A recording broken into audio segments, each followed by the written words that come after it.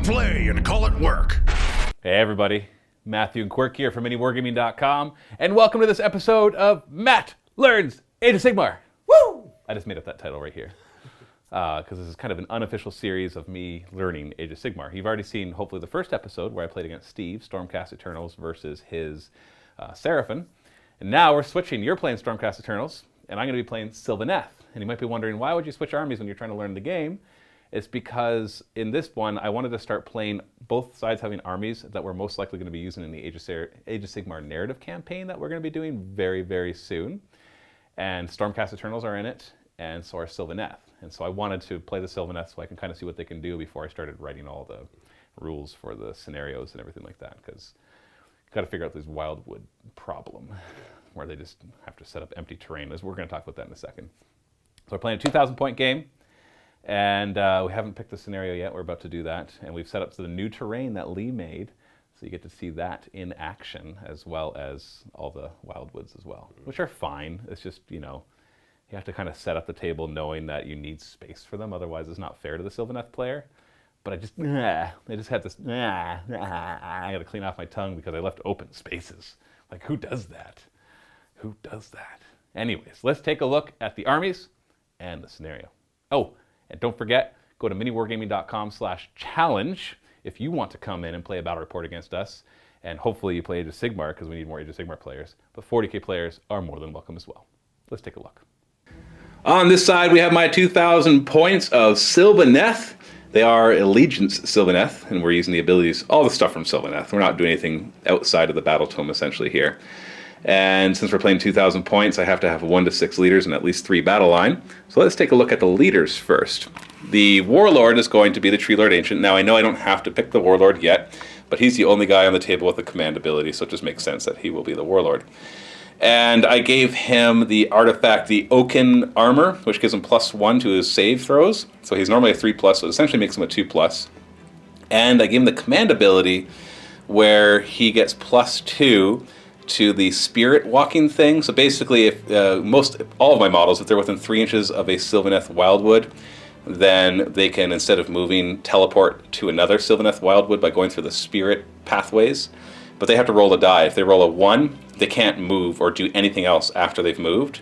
And if they roll a 6, they can actually move after they've moved. And 2 to 5, they just teleport, and that's it. But he gets a +2 to that table. So he actually has the ability where he can just teleport without rolling at all. But since I got him the +2, on a 4+, he'll be able to teleport and then move, which I'm pretty excited about.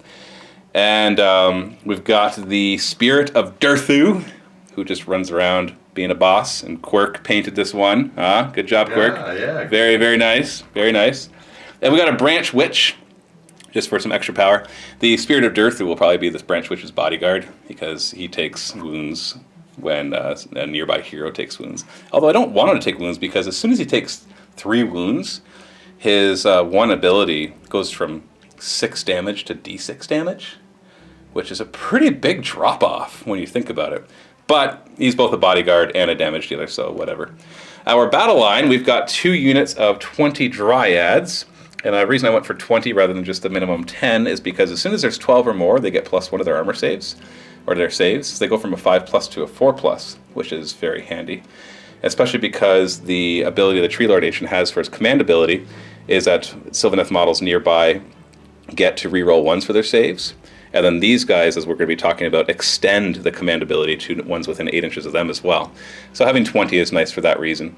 And they have other abilities, which we'll get into in the game. So we got 2 units of 20 and 1 unit of Kurnoth Hunters. Oh, wait, nope. Tree Revenants. So unit of Tree Revenants right here. With a couple banners, we've got some various weapons in there as well.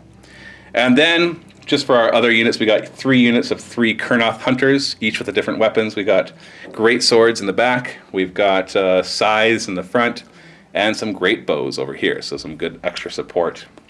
Kind of reminds me a bit of playing Tyranids, because they extend his command ability, so it's almost like Synapse in that sense. If you are familiar with 40k Tyranids, you'll know what I'm talking about there. And so in total, I'll be doing a new thing in this game, which is wizards, because I have 2 wizards, and so I'll actually have to remember to do that in my hero phase as well. But overall, it seems like it's not as complicated as the army I played last week for the Stormcast. There's not as much in the Sylvaneth battle tome to learn, so hopefully that means I will get less rules wrong. And of course, if I do, make sure you correct me in the comments below. Over here we have my Stormcast Eternals. Going to be taking them up against Matt. I've got my 3 battle line and 2 heroes and a few other things that Josh recommended throwing in, so I figured I'd throw them in. Starting off, I've got my Lord Celestant on Stardrake. That one's going to be my general. His command trait is Shielded by Faith, which gives him a -1 to hit in close combat. Meaning -1 when I hit him, obviously. Yes. Also has the artifact, the Armor of Silvered Sigmarite, where every time I take a wound on mortal wound, on a 5+, it is ignored. And then the Stardrake's trait is Keen Clawed, where every time I make a wound roll of 6, it's treated at rend -3 with his teeth and claw attacks. Ooh, nice. So that's punch right through all that armor. That's the plan. Then on top of that, I've got the Celestin Prime. I haven't brought this model in a very long time. I only brought it once. Gorgeous model. Both of these models are gorgeous. From memory. And so I brought that along with me just to see if I can do any better with him. And this is the one that Chris did in the quick tip, right? This is the one that Chris did. Yeah, so we have an entire quick tip series in the MiniWarGaming Vault for Silver members that you can see all the steps and how he painted this model, which is pretty cool. Moving up a little bit, in front we've got the Banner and Skull guy, the Lord Relector. So he's going to be walking around healing guys or lightning striking other guys. We'll see, depends on where he ends up on the board. Then I also have a Knight Venator, just going to fly around and shoot. Going to try and outbow your bowman. Probably not going to happen. And grab objectives too. It'll be handy for that. And then for my battle line, I have 3 units of Liberators. So the leader is going to have the Grand Hammer, and then everybody else is just walking around with the hammer. Thunderhammer Storm Shield? Sorry. Hammer and... Stormhammer Thunder Shield. Yeah. Is that actually what it is? No. Okay. I'm like, seriously? That's awesome. I hope that's the case. It's the Sigmar Shield and the Warhammer. There we go. So, of course, Warhammer. What am I thinking? I've got a unit of 4 Concussors, which are dumb with their Storm Blast attack, and Matt's gonna... Oh, I love it. I used them last time. Oh, it's so broken. No, it's fine. Do it. Bring it. I thoroughly enjoyed using these guys in the last game, and so I am terrified of them. But I think that they're just spectacularly awesome.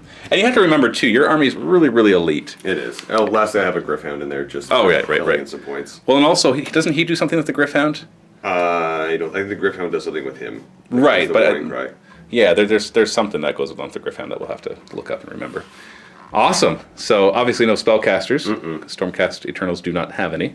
I have a few things to try and shut down some casting. Is that this guy's ability? I'm trying to remember. There was one guy. The Lord Celestin on Stardrake. If you try and cast a spell with an 18 of him, I can modify it by +1 or -1. I see. With an 18 of him. Yes. So the wizard has to be with an 18, or the spell effect has to be. The wizard has to be with an 18 of him, and okay. you can increase or decrease. So if I just make it, you can decrease it by 1. Yeah. Or my 1 spell, it actually takes the whatever I roll, and that's how many dice I get to roll and do that many mortal wounds. So you actually want to decrease that one just to have 1 less die as well. So that'll be useful if you can get with an 18, which he's fast and he flies, so he better be able to. So that's your 2,000 points. Awesome.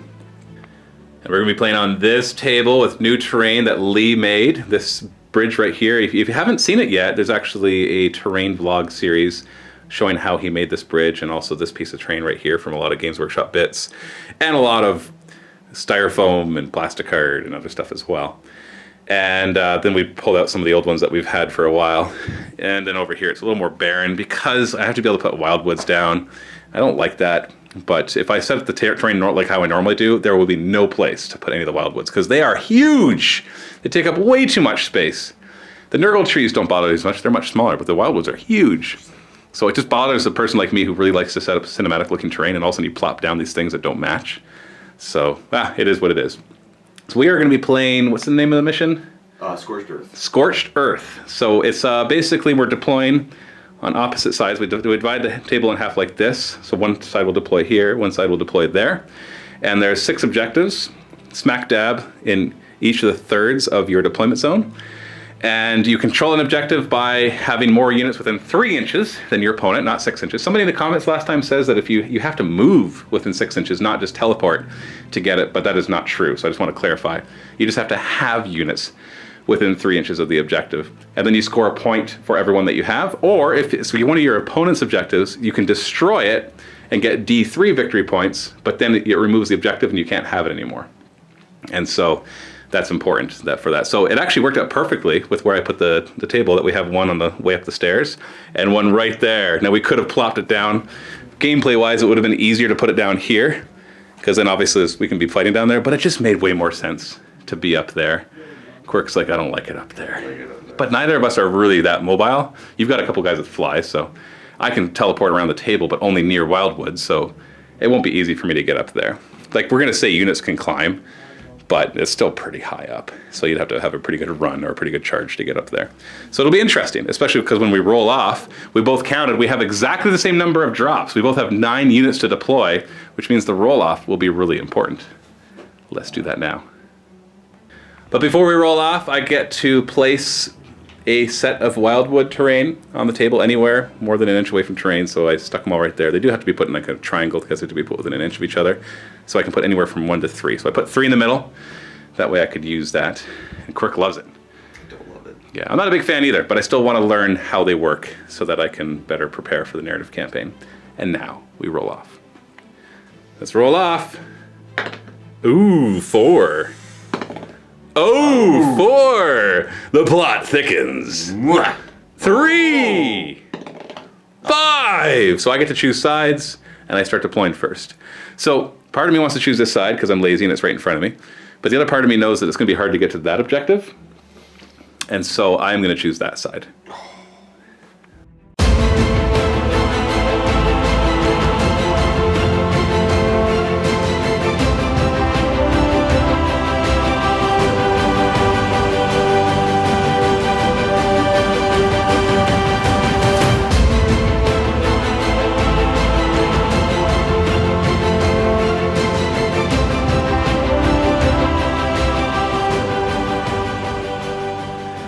So I get to choose who goes first. Yes. Because I finished dropping before you.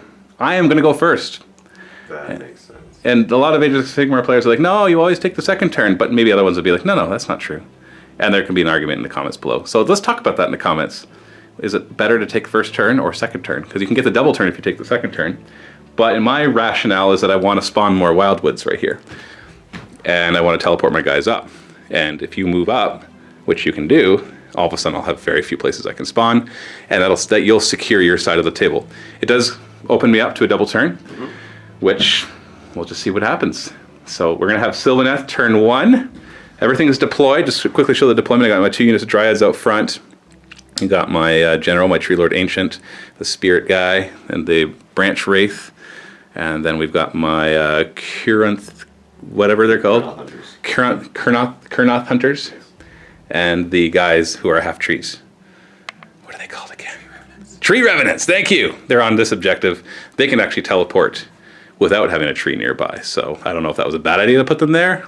Like afterwards, I kind of wish that I had put like the 3 bowmen right here instead, just to hold that part of it. But whatever, it's a game. Let's have some fun.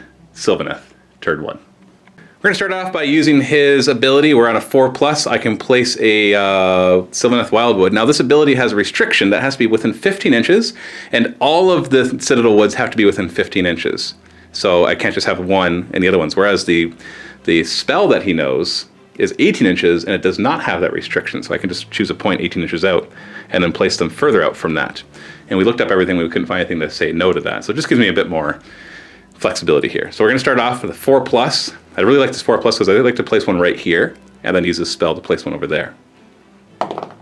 4. All right, good start.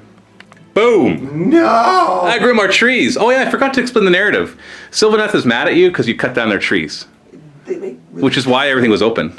I know, they make great kindling for your campfires. And our furnaces so that we can make our gold. And yeah, and also there's part of the structures started off as wood, like to support all the stone as you put it in place. And I'm sure there's lots of wood structures in all of this. We left a couple trees. Yeah, there's no leaves on them, man. You didn't even keep them alive. You just like plastered over them and said, yeah, look, we've got pretty trees. So yeah, the Sylvaneth have been roused to anger because of this. So we're growing our trees back, man. Next, the Tree Lord Ancient is going to attempt to cast Verdant Blessing, which has a cast value of 6. Whoop, well there's a 4. Yeah. 1. No, we did pass it, and you have no way to unbind it. And he did successfully cast a power within, I think it's 6 inches of this Wildwood. So on a 5+, it would lash out at everything, but it doesn't affect Sylvaneth, heroes, or monsters. So there's no point in me rolling it. And I don't think he's, now that I think about it, I should have deployed him to be within 6 inches of these guys. because that could have done a lot of damage. Yeah, that would have hurt. They're up here. What happened to all the rest of our trees? They just scattered and oh wait, there's 3 of them. I think we need to buy more of these. Yeah. But anyways, so we count these areas as impassable because there should be a tree right there. But yeah, they have to stay with more than an inch away. There we go. And I wanted to get within 3 inches of these guys, and definitely within 18 inches. I think actually all 3 of them are within 18 inches. So that whole discussion about the fact that I only had to have 1 didn't even really matter.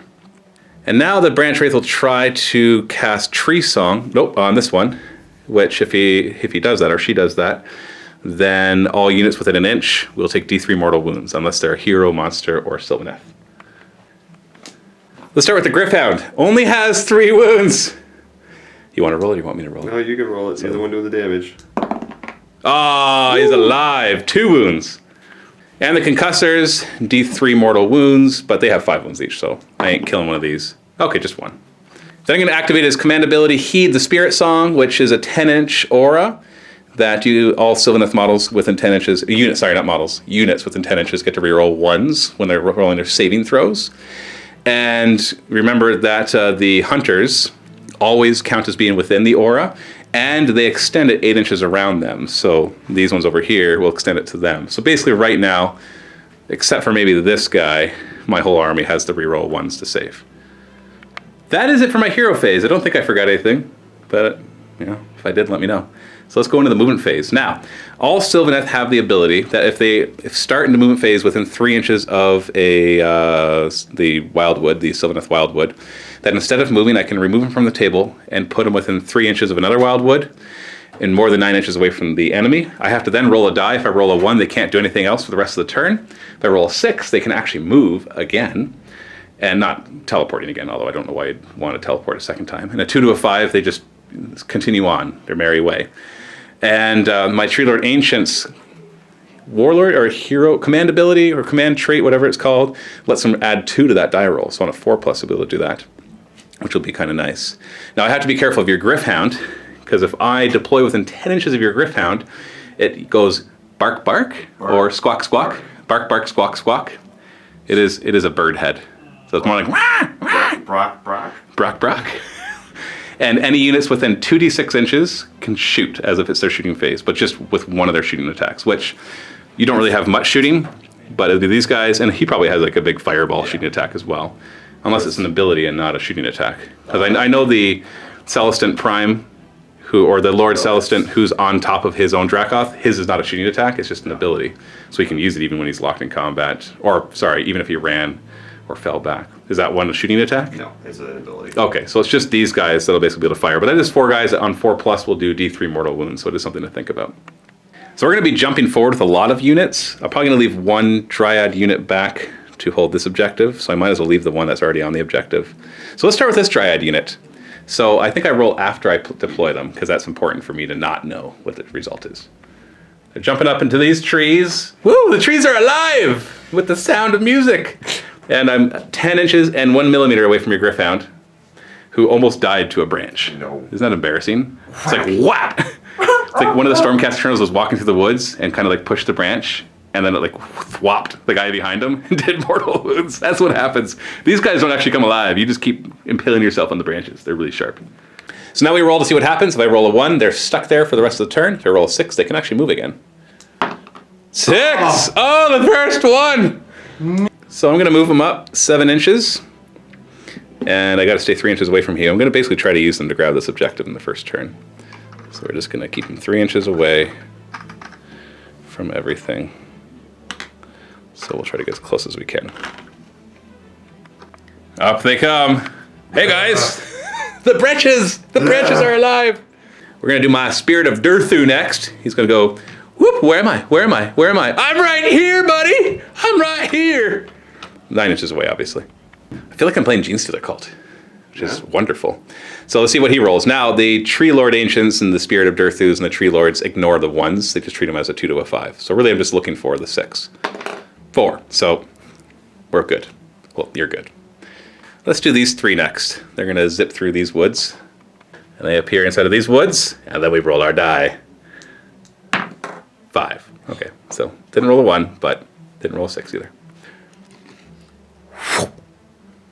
So I'm bringing him over here, so 3 inches with that Wildwood and more than 9 inches away here. The idea is next turn I'll be able to spawn more trees, if he's not dead, because obviously you've got lots of guys close by that can smack him. And he gets a +2 to this roll, because of the command ability I took for him.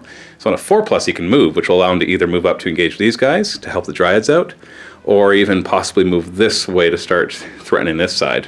I'm not sure which one yet. It doesn't matter. That becomes a 3 either way, but even if it was a 1, he would ignore it. And the Branch Wraith will come up as well. Same kind of idea, except I'll keep her a little further back. And what do I roll for her? And I have to accept whatever happens here. A 6. Oh, that's too bad. It's not the one I needed a 6 for. You know what? I will be a little aggressive with her. Bring her up to here. And I keep saying Branch Wraith. She's actually a Branch Witch. Gonna have the Tree Revenants now. They could Spirit Song with their pipes and actually do that as well, even though they're not within 3 inches. And except I wouldn't do the roll afterwards. But I'm just gonna keep them here to hold this objective. But I am gonna run them. So they move 5 + 3. So I know I just said I'm gonna keep them here, which I am. I'm gonna keep a bit of a line back just to make sure I stay within 3 inches of this objective. So we'll do something like this. But I like him to start pressing forward. Unlike the last game I played, you only hold the objective while you're within 3 inches. The other game that we played with the Battle for the Pass, once you captured an objective, you kept it, even if you didn't have units close to it, as long as your opponent didn't take it from you. We're going to run these Kurnoth Hunters up. So they move 5 + 4. So they'll take a couple turns before they're useful. But right now they're providing the 8-inch bubble to give these guys reroll 1s to their saves, thanks to the command ability of my Tree Lord Ancient. We're going to walk these ones up to get within 3 inches of the Wildwood, but stay within 3 inches of the objective. Same idea with these ones. They're going to move up, they're 7 inches. We're going to stay within 3 inches. And we're going to also try to prevent you from just coming down from the realm of heaven wherever the crap you want. And that's where I'll end up. In the shooting phase, he's going to point his doomed Tendril staff at the Liberators on this objective. Since he's at full health, it hits on a 2. Oh, well, how nice. Our Spirit of Durthu is going to fire his Verdant Blast at the Liberators right in front. Full health is a 6 attacks, hitting on 4s. Oh! It's a 3s to wound. Oh! Nasty! Oh, -1 rend. So you're 5-ups. Oh, it looked like a good roll, but you only got 2 of them. It would have been a great roll. No. Rend. So these are D3 damage apiece. Ha! 1, 2. Oh no. 3, 6, 6, 7, 8. 8. That's 4 dead. Yikes. And you haven't been able to use your command ability yet to not have to take battle shock tests. So you're just going to leave your prime. I'm going to have the Hunt Master from this group fire at your Griffhound, and the other 2 fire at your Lord Relictor. Set of 4s. It's 2 hits. 3s to wound. There's a wound, and he does not have any saves, so he dies. 4s against your Lord Relictor. Oh, there we go. I guess that balances out a bit.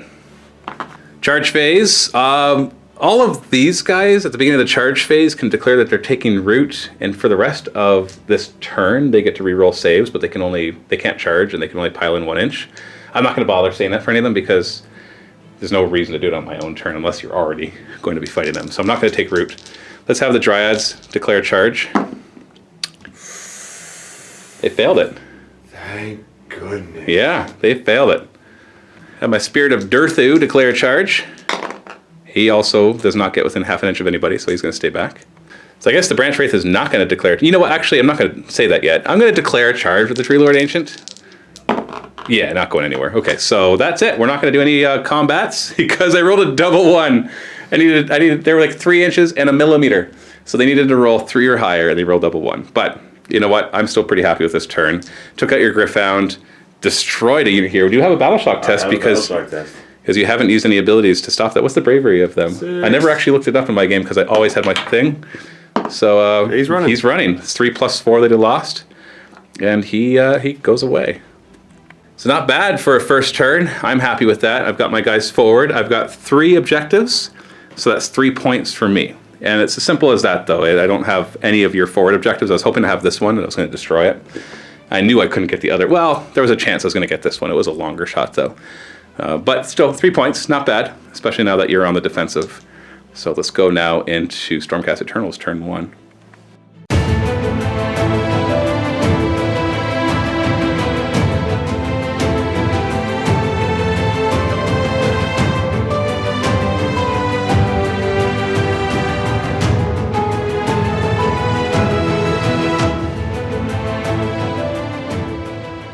Starting off, let's go ahead and pop the Lord Celestin on Star Drake's command ability, allowing it that all the Drakes and Dracoths get to reroll failed wounds. So just the mounts, Yes. not the So it's just going to be themselves. I would say it's just going to be their claws and fang attacks. But it's still they're pretty powerful because they're the ones that if they roll 6+ to wound, they do d6 damage instead of 1, and so it gives them a second chance to do that with any fails. And let's have the Lord Relictor try to... Relictor. That's what I said. He keeps saying Relictor. Relictor. No, Relictor. Relictor. No, Relictor. He is going to try and lightning them. So basically, he can either do Lightning Storm or Healing Storm. So Lightning Storm on a 3+ does D3 mortal wounds and -1 hit rolls. There's 3+. So D3 mortal wounds. 3. So 3, nice.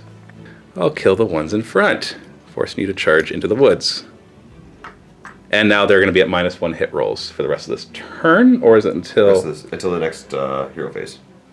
That's it for your hero phase? It is. Your hero phase is way faster than my hero phase, and I have a funny feeling your movement phase is going to be faster than mine too. More than likely. So let's start off by taking the Star Drake and going. Yeah, so we have wobbly model syndrome, so just put him on top of that spot. We know that he can get in there. There we go. This will slow him down from how close he can get in because of this trees, but whatever. I do have flies, so I can kind of jump over. Yeah, you could jump. if need be. It's fine. It's all good because you can get your base easily within. Although I think you're within 3 inches right now. Yeah, so we'll just back him up. Just don't So fall. basically, it'd be wobbly model that he would be turned like that. So you know what? Just turn him like this. Okay. Okay, we're good. Liberators coming around.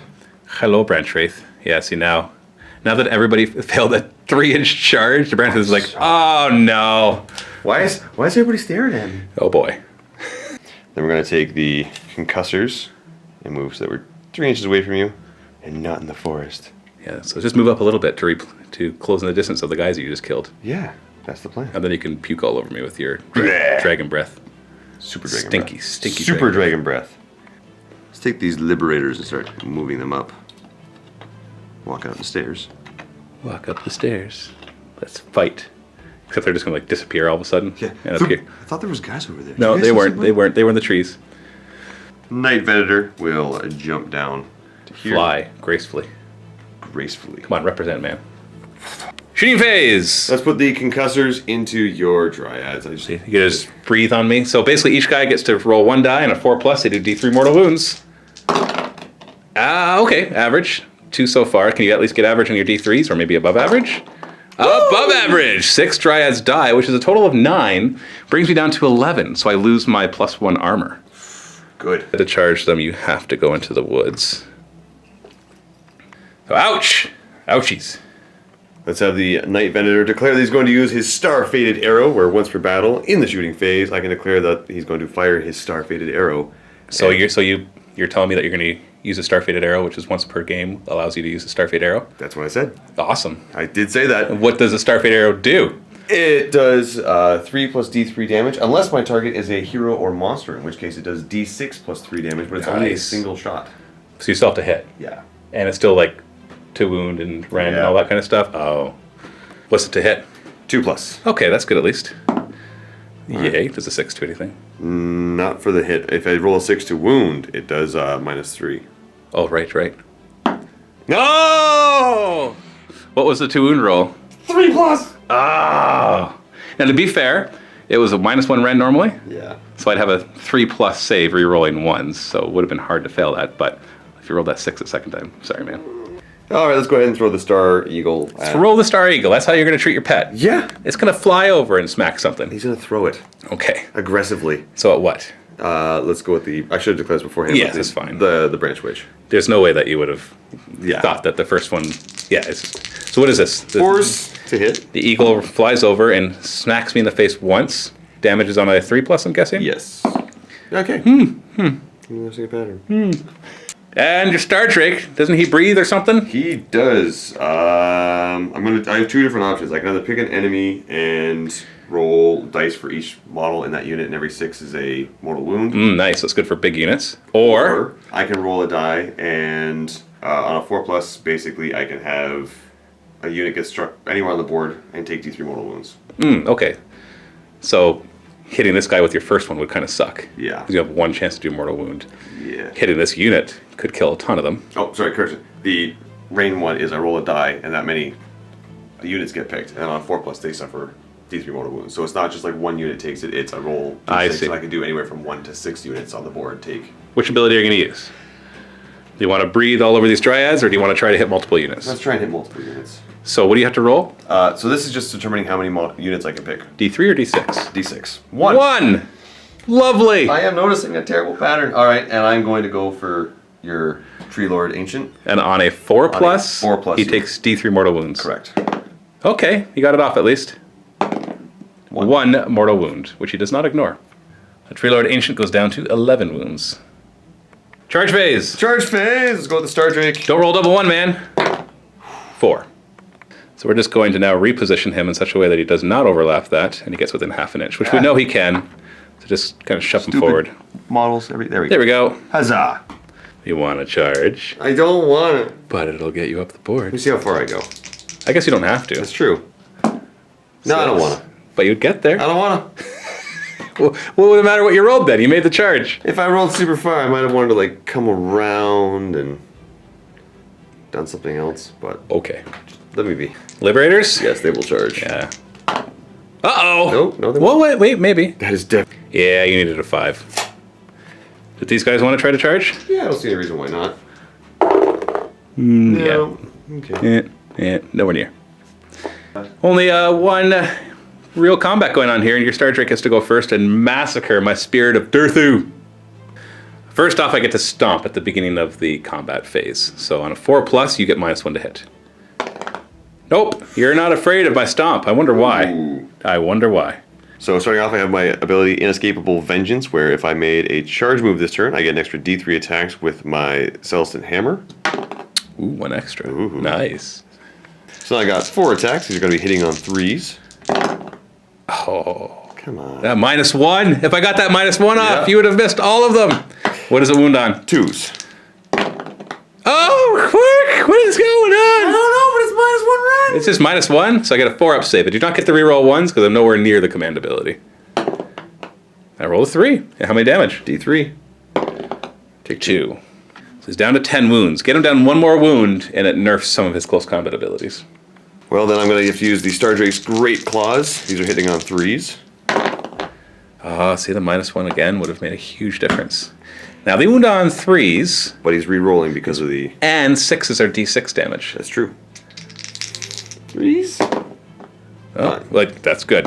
D6. So is -1 rand on these? -1. Okay, so let's do the D6 damage one first. 4+. Saved. And the 1 damage one. Also saved. Is that all your attacks? Yeah. Oh no! You didn't weaken him. Well, I'll hit you back. I could pile in 3 inches, so I will move in and touch you so that you can't go anywhere else. You are within 3 inches of your objectives, though. I'm going to start with my Guardian Sword, then my Impaling Attack. So you got 3s to hit. Uh-oh. Dude, These are 6 damage apiece. I know. They would be D6 if you did 1 more wound. I'm not trying to rub that in, I'm just pointing it out to the audience so they know the rules. 3s to wound. Oh, you're so lucky! You are so lucky! I do get D3 more attacks, though, because I'm in the woods. So I should have rolled that first. So 1 more attack. 3s to hit. 3s to wound. Okay, there we go. -2 rend. 5+. You have a shield, though, so you can Oh. reroll 1. So that did 6 damage. I'm down to 10. Ow! Now my Massive Impaling Talons get 1 attack on a 3. And I wound on a 2. And that is -2 rend for 1 damage. 5+. Reroll once. Re-roll it. Come on, re-roll it so you take a mortal wound. Ah! Oh, because if you reroll and pass, I take a mortal wound, right? Yeah, because I have the Thunder Shield. Yeah, so that does 1 damage. Now, the Massive Impaling Attack, after it works, I have to roll a die, single die. If I roll higher than your remaining wounds, you just die. But you have a 9 left. So if I had 1 more of those Guardian Sword attacks get through, he'd be dead. Battle Shock phase. I lost 12 of my Dryads who have a Bravery of 6. Nothing's helping them right now with this because the guy that gives them +1 Bravery is all the way over there. So I'm essentially going to lose 6 plus D6 more. I've only got 8 left. So I got to roll a 1 to not have them all run away. 2. They exactly all run away. Well, they don't actually run away. What they do is they climb up the trees and they pretend that they're branches for the rest of the game. So in your first turn, that was pretty unlucky. You kill all my dryads. That's nice. You took a wound off my ancient. You could have done more. Yeah. Although he would have been tough to get through even if you made those wound rolls. This is where the big whiff happened. Yeah. That he just whiffed everything. And to be fair, I didn't exactly do awesome back, but I did take 7 wounds off of you, which is good. That's going to bring you down a couple levels for your abilities. And now we look at your points. You have this one, and this one. So the score is tied 3-3. But now we have a very important roll. I'm going to roll off to see who gets to go first next turn. And I'm sure you want the double turn. I really do. Because then, otherwise, he'll be able to attack first. I know. And most likely your warlord will die. I know. You ready? No. Okay, go ahead. You first. Why me first? I don't know, okay. You win! Double turn! See, double turn. It's a cool feature. Because otherwise, you'd be dead right now. I would just charge him with a bunch of stuff. Actually, I get to pick who's going to go, and I want me to go. Yeah. But I'm just saying, like, right now, this game would be pretty much decided if you didn't get your double turn. Would you agree with that? Yeah. Yeah, well, I guess I can't say that for sure, but I'd most likely kill your warlord and start teleporting more guys up and grabbing your objectives and just getting in your face because I got like these guys close enough now to start threatening. I'd sprout more Wildwoods and then activate them and do more mortal wounds to you. So I actually think right now, so my second game where I've experienced a double turn, it also doesn't feel, it actually feels like a good part of the game in this case.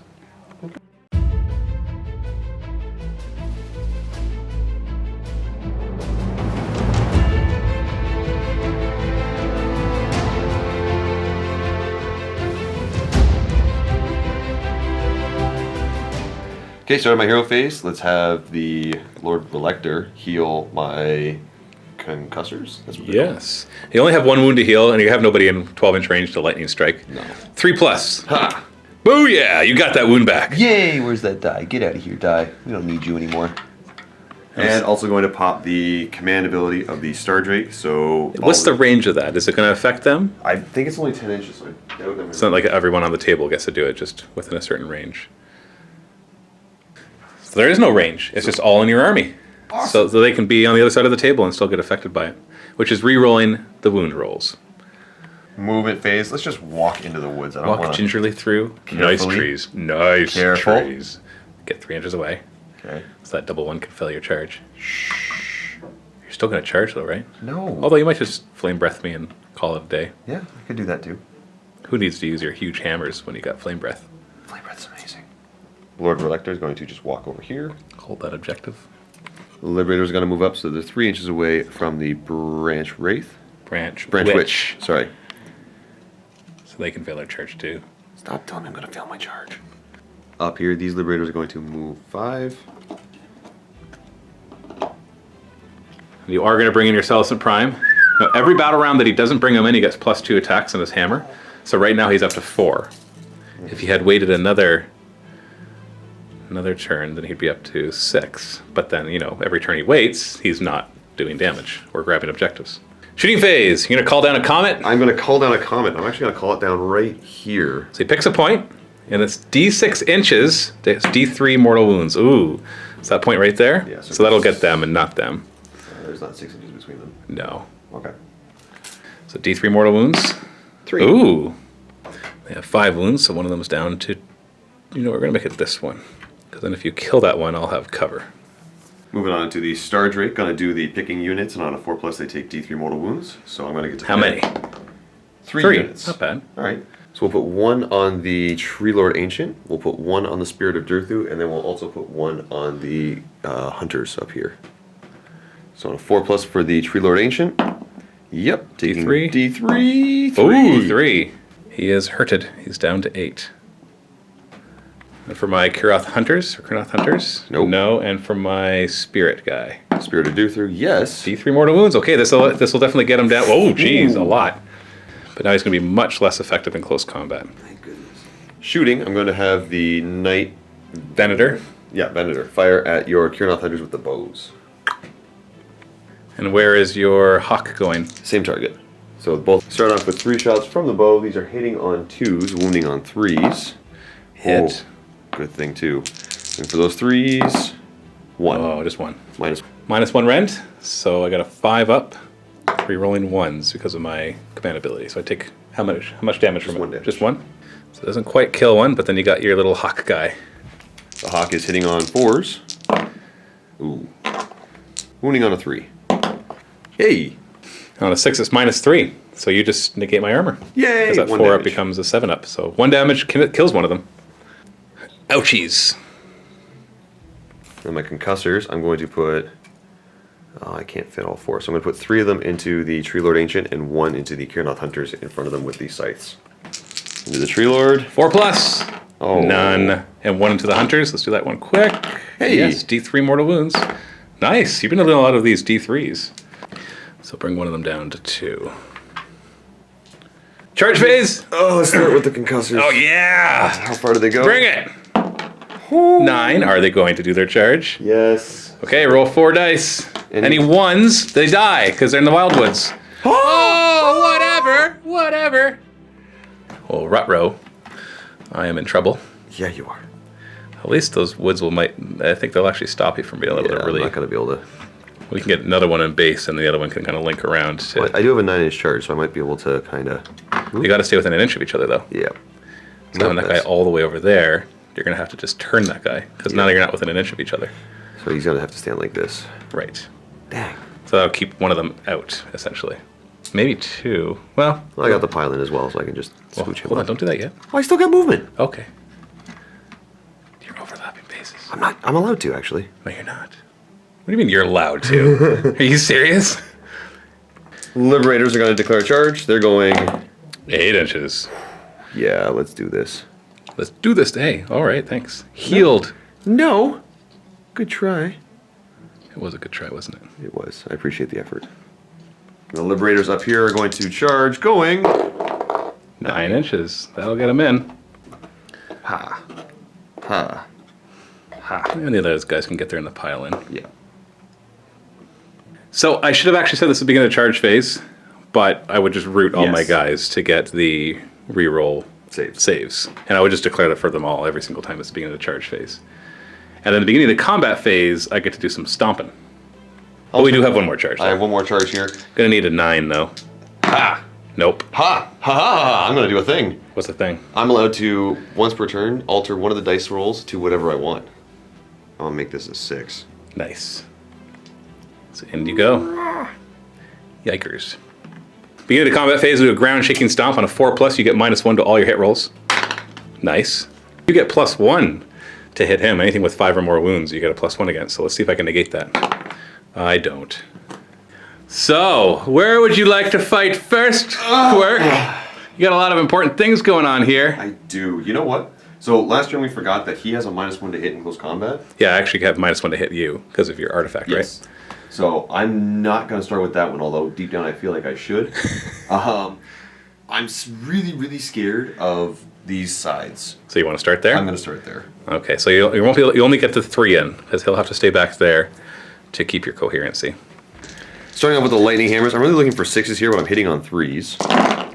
Ooh, so the 6s do mortal wounds. That's 2 mortal wounds, which actually kills one guy, but we'll allocate that afterwards. So that's 3 more.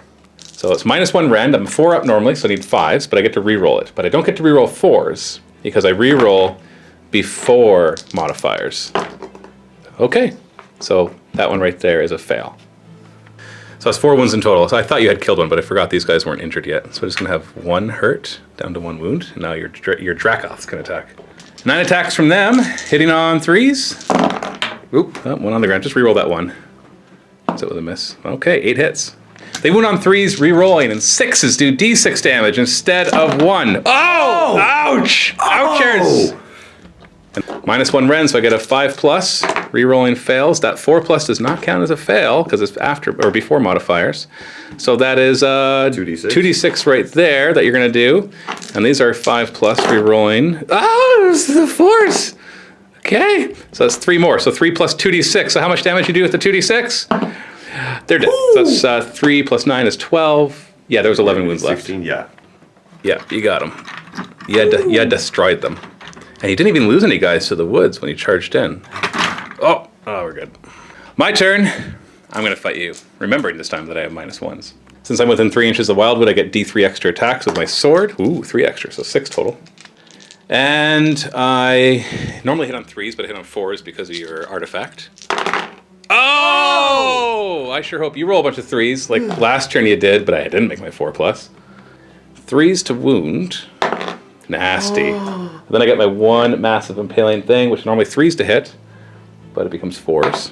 Okay, that's a hit at least. And normally wounds on 2s, but since you've wounded me 5 times, it now wounds on 3s. Oh! Nerfed. Your turn. All right, Liberators are going to pile into base.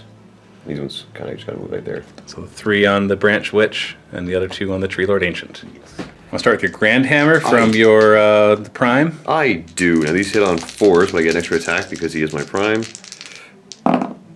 Ooh. Now don't you hit on 3s because I'm a wounds 5 or more? Because lay low the tyrants if your model's My wound. enemy unit with a wounds Yeah, characteristic right. of 5 or more. So it didn't matter, you rolled 5 pluses. 3s to wound. And this is -1 rend. -1. So I have a 2-up save normally, so a 3-up, re-rolling 1s.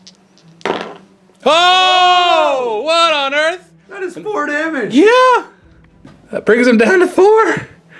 Oh, this is all gone. Jeez. And then, hold on, what are you doing 6 dice for? You still got the other guy to attack. Oh, you're so right. 2 attacks from the other guy, hitting on 3s, because he gets +1 to hit. And then wounding on 3s with his Warhammer. And no rend, so 2-up rerollable. Thank you. And that's it, yeah. And now the Warhammers, 2 attacks beast, hitting on 4s because you're not more than 5 wounds. No, this is the Branch Witch. So 3 hits. Wounding on 3s, though. Oh. Ooh. 5-up save, re-rolling 1s. Okay, 1 wound. And since you hurt her, now she's got double attacks. But we'll come back to these guys afterwards. Let's come into, are these the Revenants? Is that what they're called again? Tree Revenants. Tree Revenants. Because I have banners, I can actually pile in up to 6 inches. So I'm going to use that to, well, oh, I have to move you to get past, so we'll just get right there.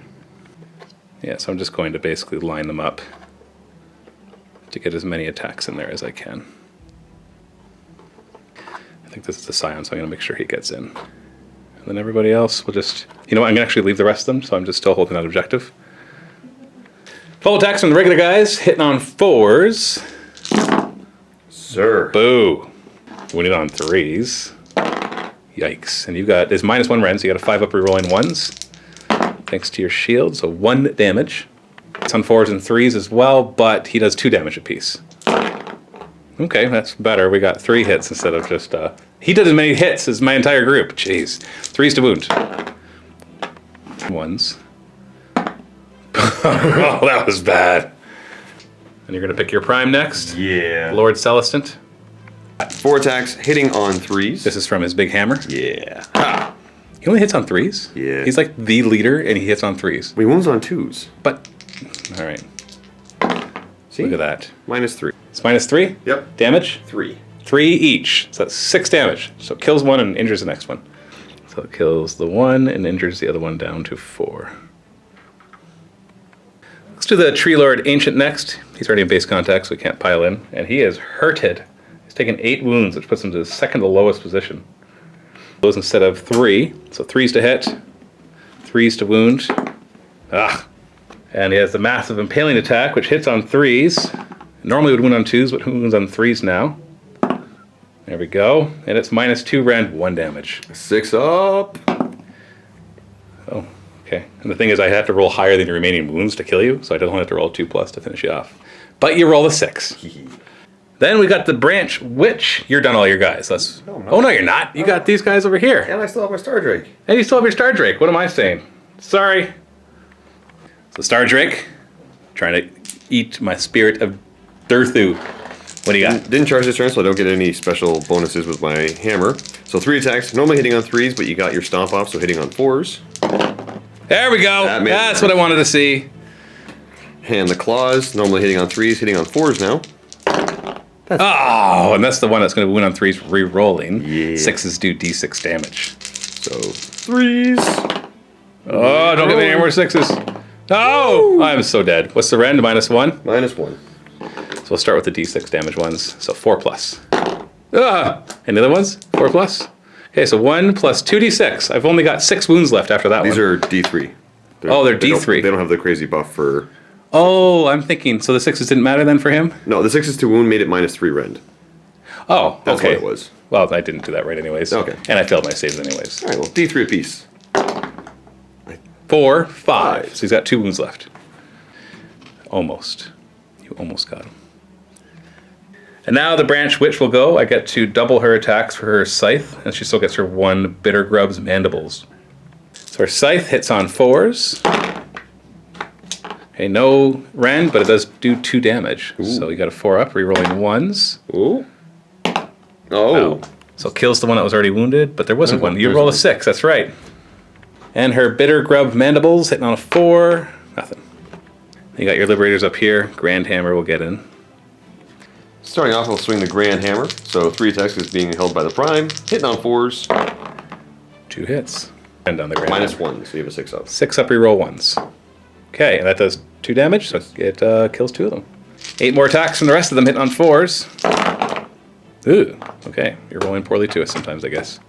And these are no rend. Nope. So 5 ups, rerolling 1. So 1 more dies. So in total, 3 die. So I'm going to do 1, 2, 3. Got my Kurnoth Hunter right here who's going to attack. There's wounding on 4s. Nothing special here. No rend, 1 damage each. What do you have, a 2+? 3+. Any rerolls? No. So 1 damage! Take that! Brings him down to 7. End of the combat phase. Anybody within an inch of my Kurnoth Hunters takes a mortal wound on a 4+. That's another one. So he's down to 6. Does he ignore mortal wounds? No. Battle Shock test. Lost 2, got a Bravery of 7. So if I roll a 6, the other one will run. Nope. Now they're Bravery 6, and I lost 3 for my Tree Revenants. I rolled a 4, so 1 more will run. So let's take you. And you lost one of your Liberators. Bravery 6. You rolled a 6. So 1 more actually runs. This one. Nice. Well, it's a good thing you got that turn, because you managed to destroy... Well, okay, let's make a few things clear.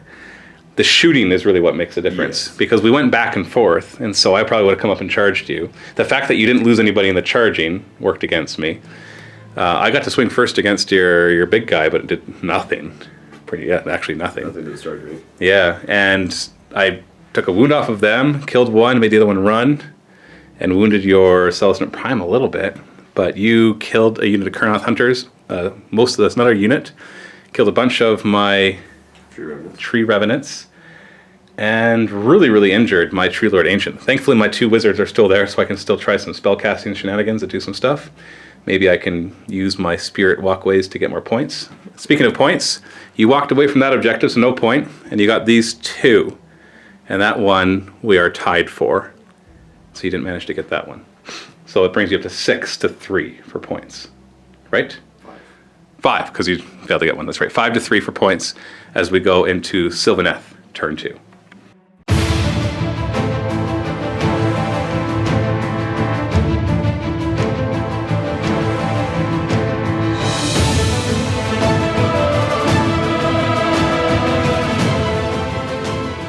My hero phase, I'm going to activate my ability, obviously, to get everybody within 10 inches or within 8 inches of the Kurnoth Hunters. Reroll 1s to their armor saves. Let's see if he spawns a tree on a 4+, he will. He does not.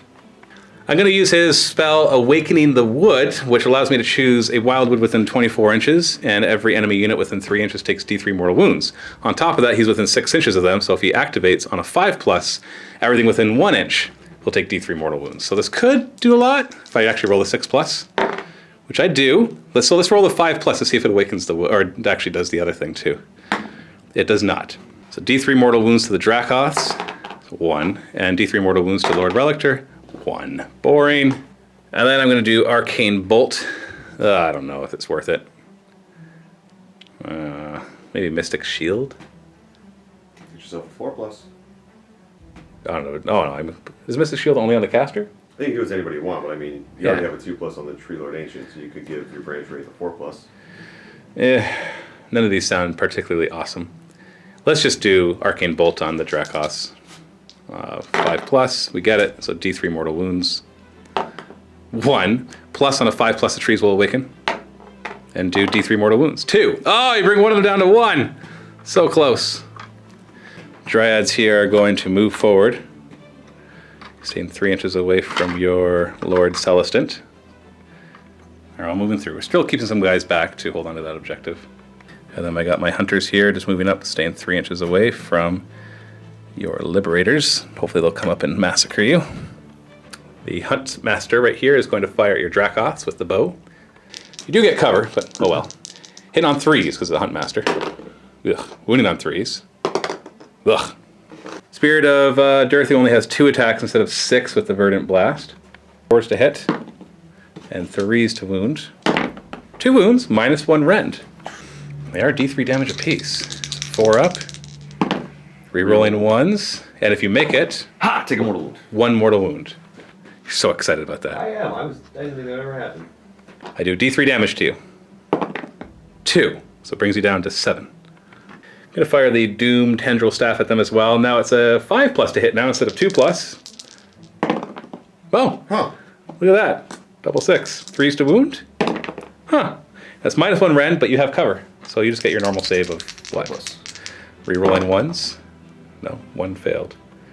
You got a 3+ save, man. My bad. Yeah, that sucks. That would have done D6 damage. At least killing 1, possibly killing 2. Charge phase. Dryads are going to charge. Thank you for not rolling double 1s this time. This will be a not as effective charge as I thought it was going to be because they do have a 2-inch reach, but my own trees doth get in the way. So only like 4 of them are going to be able to attack. So I'll just keep them daisy chained. Oh, I gotta keep an inch. I'll just keep them daisy chained back there. Thank you. We cometh for the... Gonna stomp at the beginning of the combat phase. Well, 4+. 4+. That's a 1. No -1 for you. Tree Lord Ancient. Yes, so -1 for them. And the Dryads will sing to you and get +1 to hit. Very hard choice who to fight with first. I'm going to choose the Spirit of Durthu to fight first. He's in the woods, so he gets D3 extra attacks with his Guardian Sword. 1. Oh. 2. Still hitting on 3s, winning on 3s, but his damage is only D3 now instead of the original 6. Oh, okay. But we could just, do all the hits. 3s to wound. Oh, okay. Well, you know what? Can't complain. Getting 3 of them is a great. -2 rend.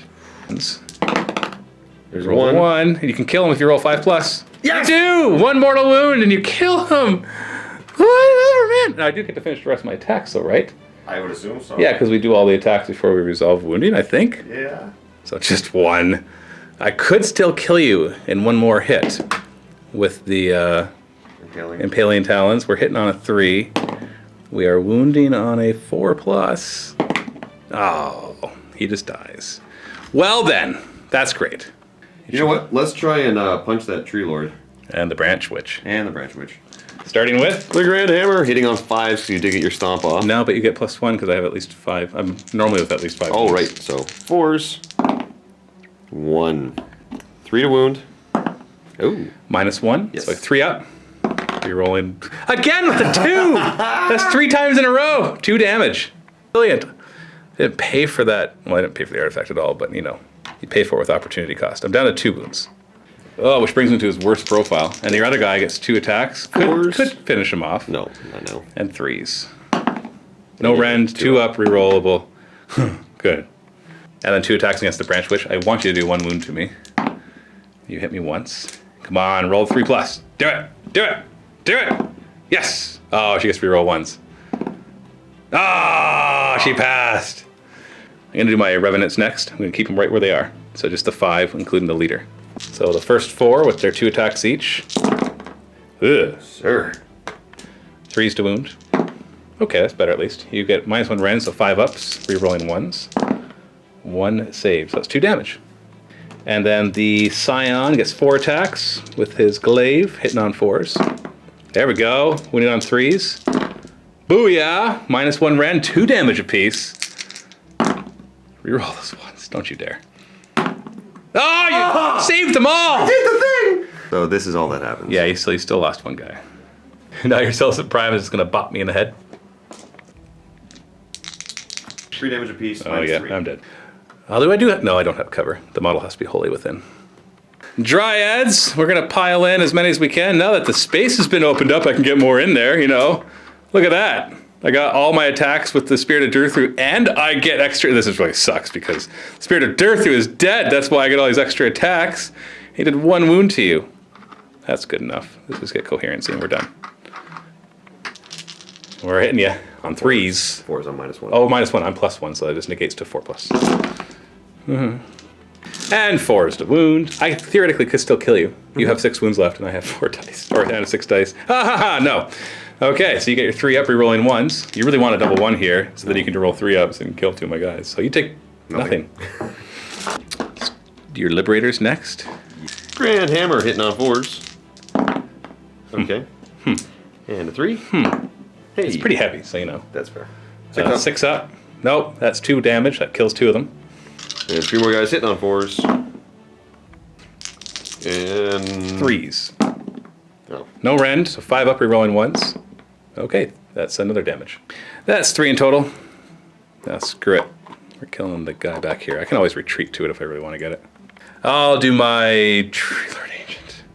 1 attack with the sweeping blows instead of 3. Hit on 3s, wounding on 3s, and -1 rend, so you got a 5 up, re-rolling 1s, and nope. That does D6 damage. Give me a 6. Oh, kills one of your guys at least. But man, 2? Really? 1. And then there's massive impaling talons hitting on 3 and nothing. Oh, no, your Lord Celestin. Kiss my Dryads. All right, starting off with the 3 swings from the Celestin Hammer. 3s. And then 2s. 6. Booyah. So -1, so I get a 6 up. Haha! How much damage does it do? D3. So you kill D3 of them. Huh? 3 of them. And then your Great Claws hitting on 4s because you're damaged. Winning on 3s, re-rolling. Yeah, looking for those 6s. Oh. Reroll the 1.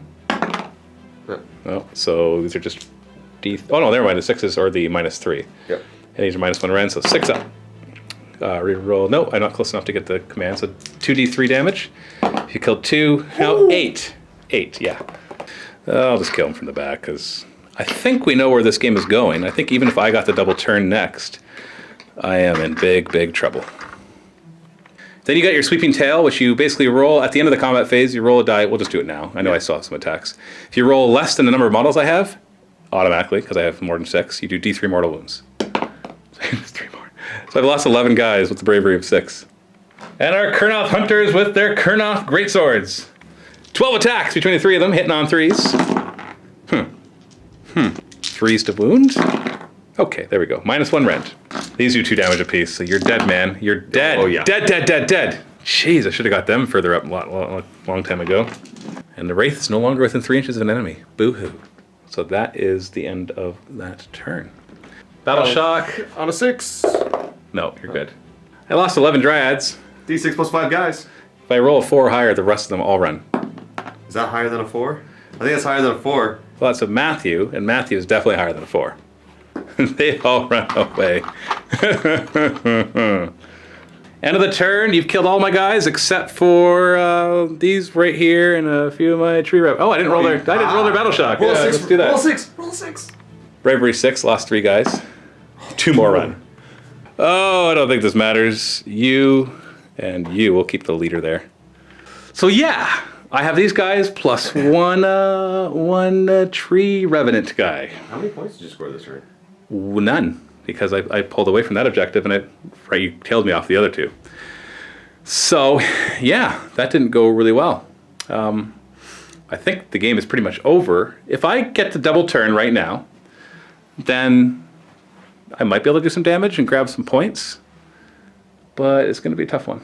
So let's roll it. If I don't get the double turn, I'm just calling it, because you can do your breath attacks and just like finish off my important guys. But my 2 wizards still being alive is the only reason I think that maybe I can pull off something. And you roll a 6. How nice. Who would you like to go first, Quirk? I'm going to be nice and let you go first. Oh, you jerk. No, I'm kidding. I want to. I'm done with this. Let's just shake hands. That was a great game. It's 2 turns long, which honestly, this is why I said it felt like playing Gene Stealer Cult. If you watch me play 40K, Their games are always 2 or 3 turns long. Rarely do they go beyond that because we have ways to get forward. The Sylvaneth Wildwoods definitely didn't know as much as I thought they would. They scared me because I didn't want to run or charge the guys. Of course. And so that one charge I went for, I'm like, okay, let's risk it. Let's talk more about this in our post-game show, which will be at the link below in the MiniWarGaming Vault. And then you can go and watch the second game in the MiniWarGaming Vault as well. It'll be more Stormcast for Sylvaneth.